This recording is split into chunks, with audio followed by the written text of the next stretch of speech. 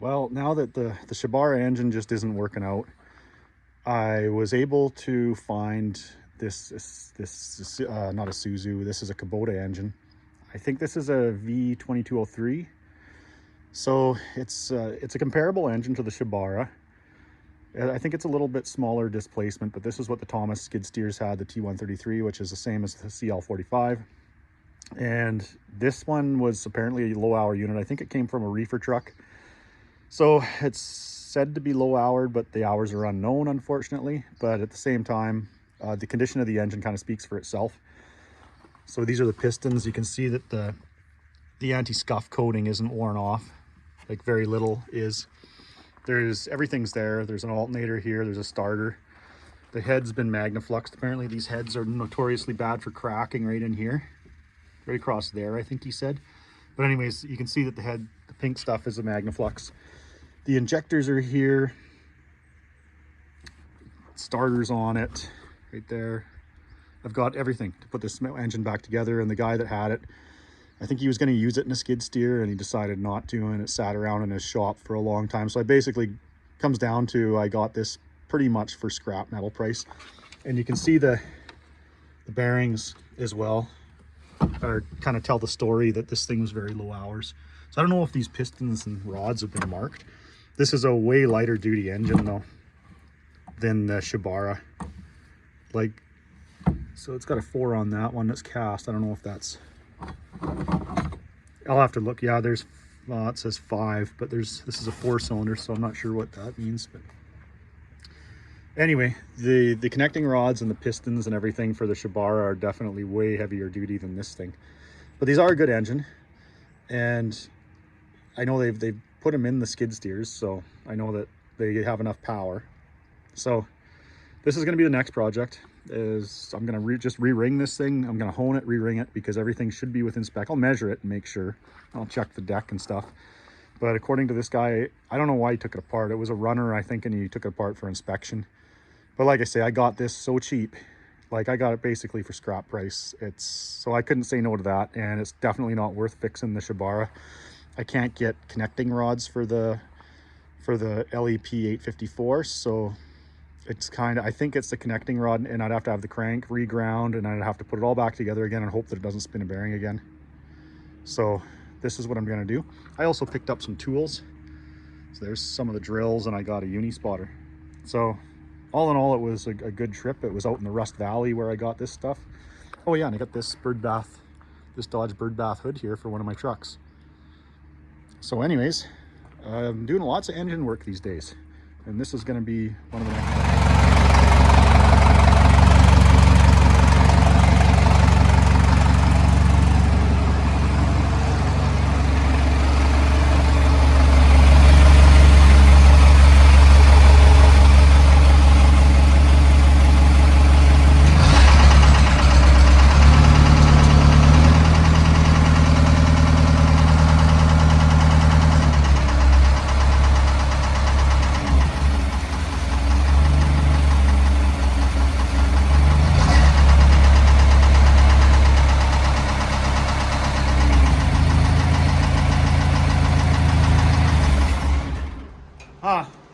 Doesn't sound too good.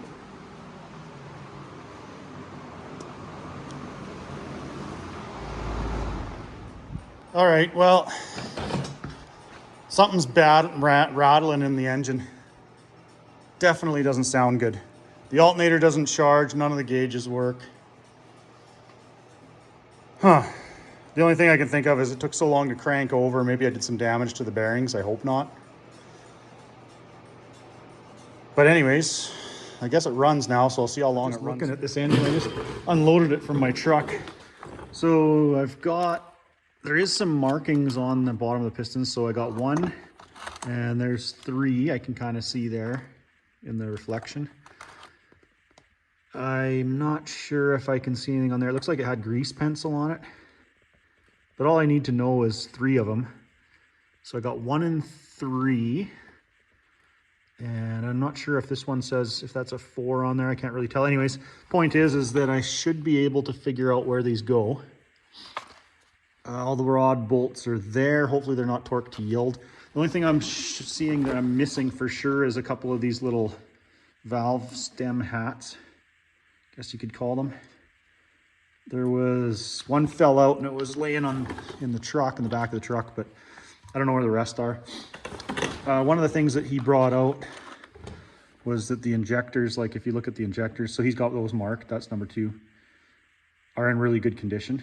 So that's a sign that this engine had, you know, not much into many hours. The rockers here, like look at how clean they are. The oil pan has sludge in it, but everything else was really clean. Like the cylinder head here, there's not a lot of sludge. Here's the valve cover. Look how clean it is on the inside. And I also noticed that it says replacement engine. So I think this was a reman engine, likely with pretty low hours, like even the alternator, like the sticker on the alternator there. It's got a nice one-wire alternator. That's going to be a nice upgrade for the skid steer. So this, yeah, this is going to be a pretty good engine upgrade. I'm going to have to adapt some things like the rad hoses are going to have to change, of course. Probably have to get a new thermostat. Got to get a gasket kit. This doesn't even have a thermostat in it by the looks of it. Yeah, there's no thermostat in there. I'll have to get a reman gasket set anyways. So all those seals should come in that. The seals that I'll need. Just got to clean everything up really good.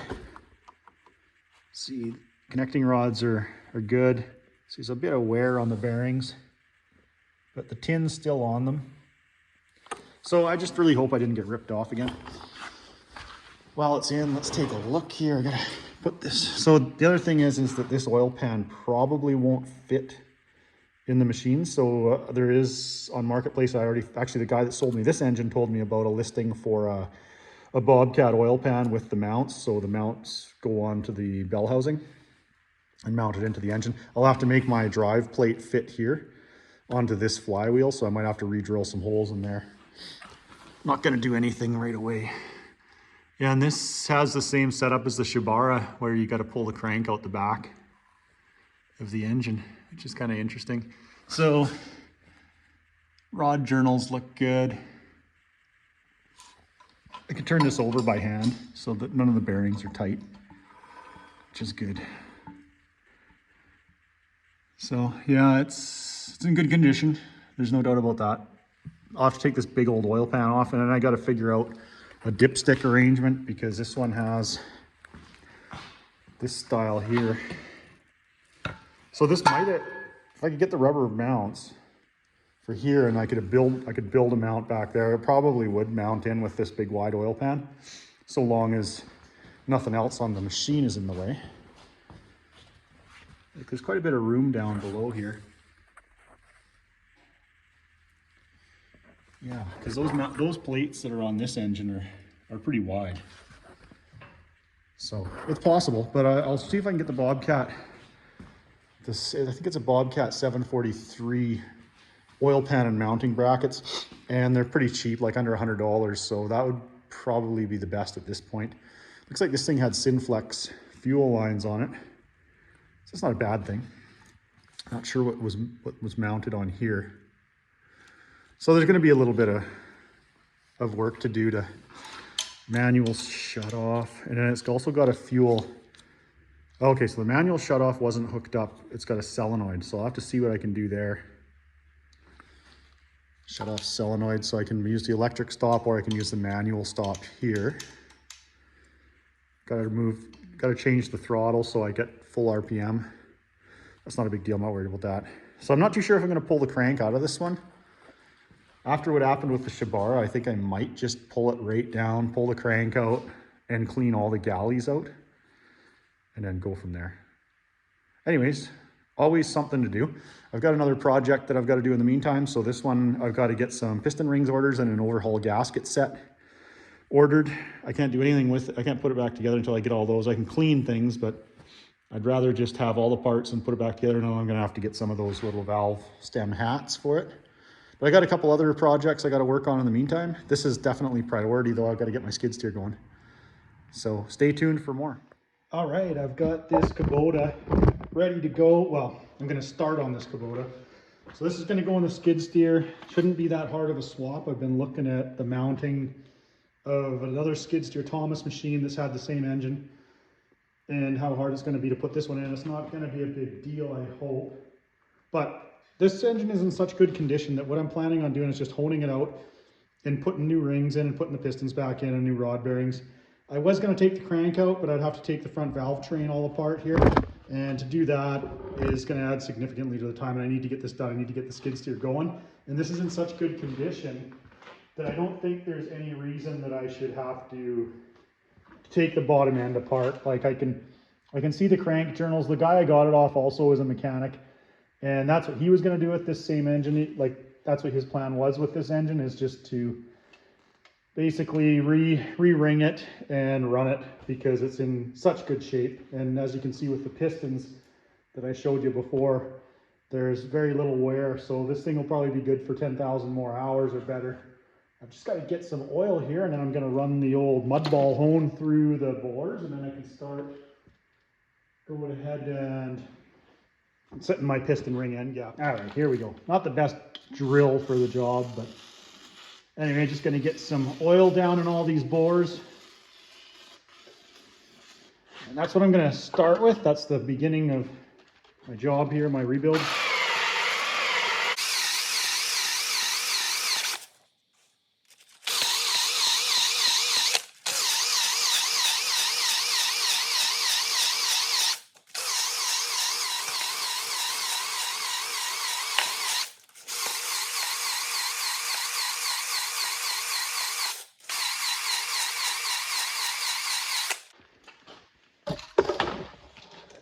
So got these cylinders honed out, and number one looks pretty good.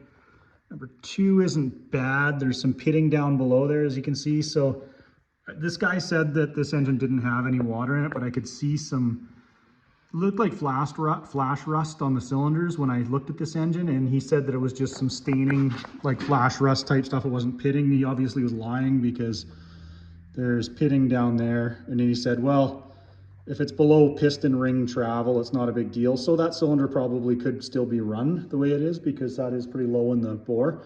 But this one here has a lot of heavy pitting up in the top here. So as usual, I got ripped off, and I'm gonna have to take this, I'm gonna have to send this block out. Unfortunately, I was gonna just slap it back together with new rings, but it'd be a complete waste of time with the condition that it's in. So my quick rebuild and my good deal on this engine is turning into another major project. So I am gonna, I don't know, I think I'm gonna still do the swap, because the Shibara, I don't know if the connecting rod's no good. I don't know if I can get a rod for the Shibara. Then I have to get the crank ground. Then I have to get the new bearings on at least one rod. Where this one I can just take it, disassemble it, which sucks because that's gonna be a bunch more time. And then I'm gonna have to get the cylinders sleeved, all these sleeved. So I'm going to get a price on sleeving this thing. I know the sleeves aren't that much money, but I don't know what the machine work is going to cost, and I'm going to have to figure out if it's worth rebuilding this one. And then I've got to do all the swap. I've got to make the throttle work. I've got to make the coolant system work with this one, and the engine mounts, of course, and then the adapter plate that goes on the back, which probably isn't that much different. It could even, this bolt pattern might even be the same between the two, because Thomas used the other engines. Look at the water that was on this flywheel.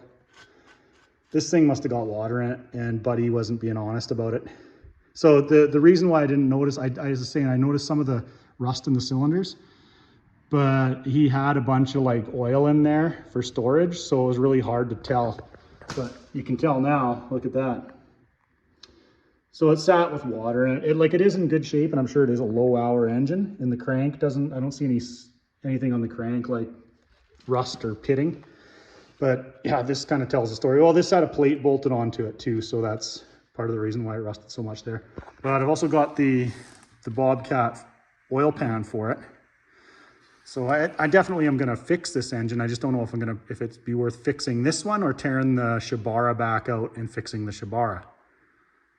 Well, I guess what it's going to come down to is how much the machine work is going to cost. So stay tuned, guys. I'm still gonna work on this engine, so I'm gonna have a build series on it. The cylinder head is good, like I was saying. They do crack, and this one isn't cracked, and he checked it. He had it magnafluxed, so that's good. It's definitely worth what I paid for it for sure, but it's just unfortunate that this isn't, I was hoping I could just slap this thing back together, but unfortunately dishonest people really ruined my day. Okay, so anyways guys, stay tuned. There, like I say, I'm still gonna keep working on this one. I'm gonna pull that big oil pan off. Kind of wondering if I can just tilt it up by hand here. Maybe I'll do that tonight. I'll get this big flat oil pan off because that's from the reefer unit. It's not good for anything else, so see if I can get it up on the back side here, tilt it up and pull that off. Here's what the underneath looks like. Okay, so you can see the crank in there and all the journals, or at least the rod journals are good. I don't know about the mains. Anyways, gotta get this reefer oil pan off here. So I'll also have to get a dipstick tube and a new dipstick.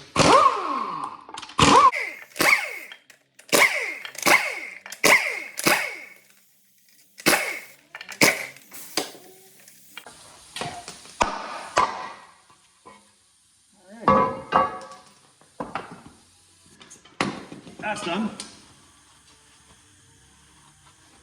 You guys look inside. That's what she looks like.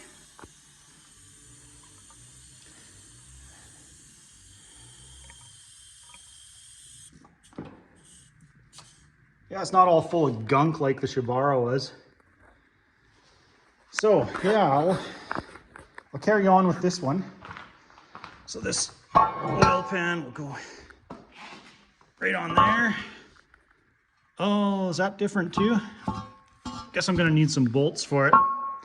It's got some big long bolts in the front here. Always something.